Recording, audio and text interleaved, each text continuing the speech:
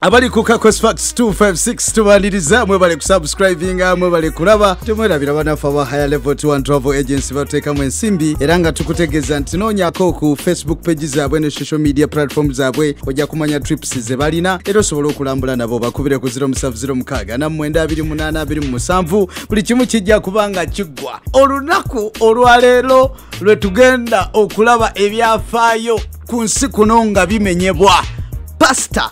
agatta abagole nga bagamba nti empeta mujiwe ekitiibwa lwe tugenda okulaba ng'akola omukolo ogw'okwanjula bagenda mwanjula olunaku olwaleero pasta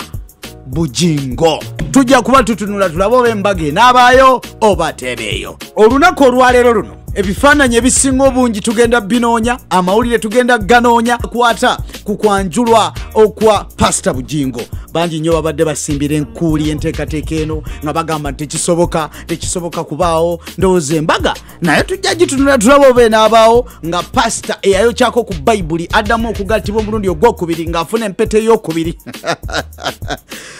Bugingo yalangiridde nga bwe bagenda okumwanjula olunaku olwaleero yakirangiridde ku lunaku lwabadde lwa Sande naye nga bwe muli mikwano gyange kambabuulireko ku lwokubiri ng'ennaku z'omwezi 7 Suzan Makula agenda kubanga annyanjula mu bazadde be zikubira waggulu obanga oli musanyufu olw'ekyo kati tujja kuba tulinda amawulire gonna agagenda okuvaayo tujja kubanga tugakuwa Cindy olunaku lwabadde lwa Sande yasobodde okutwala omwana wattu gwe bayita Joel yamututeserere gye yagenze ne bamwanjula omwana wattu Joel okwanjula kwatambudde bulungi era kwawedde naye mbadde ntunula ku social media nga abantu bagamba Cindy ebintu ng'abikoze mu ngeri ya kyavu nnyo nga tataddeyo mbeera egamba nti akoze showbiz nga Rema bwe bakola ne Amza bagenda okutunuulira okukyala kwali kuli awo bwe kutyo nga kweganga tekuli mu showbiz nga serebu bw'alina okubeera the king herself ebintu bye yabikoze atyo nga muntu omulala yenna nga temuli mu showbiz ziraga nti ono celebrity ali awo kwegamba nebiggwa mu ngeri ya budget ne bagamba oba bintu bya covid oba bya sente zabuze oba Joel ye mwavu kwegamba biri awo naye nga byawedde ereserere omukolo guno gwabaddeko ba mukwano nganda n'abagenyigenyi abatonotono bwatyo Cindy nabanga amaze okwanjula ya introducinze omwana wattu Joel eri abazadde be eserere kati awo bate bakuyise zimbo omutima naye nga gwo omukolo gwawedde abalala nga bagamba lwaki teyalinze n'amaliriza okuzaala neyeyagala bulungi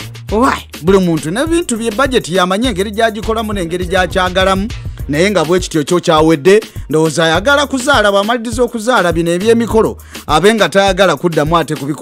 kubikwasaganya naye nga n'ekya Cindy bwe kityo twakimaliriza nga maliriza njagala kuyozaayoza omwana wattu Grace Khan yazadde omwana wa buwala era ng'ennaku z'omwezi 6 omwezi ogwa December lwe lunaku lwajjo yasobodde okubanga akubawo omwana ow'obuwala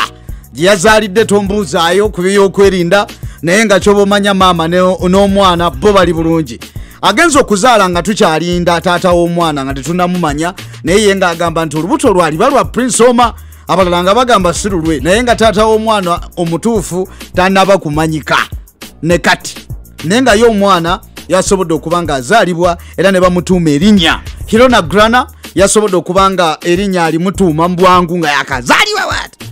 Grace Khan, congratulations mwana wattu webale kusindika webale kuzaala olutalo lwamba amasibu angu naye ekintu bwe kityo bw'okimaliriza mwebale kutugoberera na kutulaba tugenda maaso n'okubanga tugoberera omukolo gwa pasta Bugingo tujja kubanga tukukuleetera bulungi nnyo ne bapasta abalala nga bagenda okubanga boogera ku mukolo guno entimba ebadde etya omugole abadde atya byonna birinde tugenda kubanga tubikuwa ku mukutu guno ku Cosfax 256 mwebale kutwagala mwebale kutugoberera na byonna bye mukola tusimira ddala nga nkusibula Pallaso waliwo akatambi akali ku social media Pallaso ng'alina ekyana eky'obuwala kyanyogotola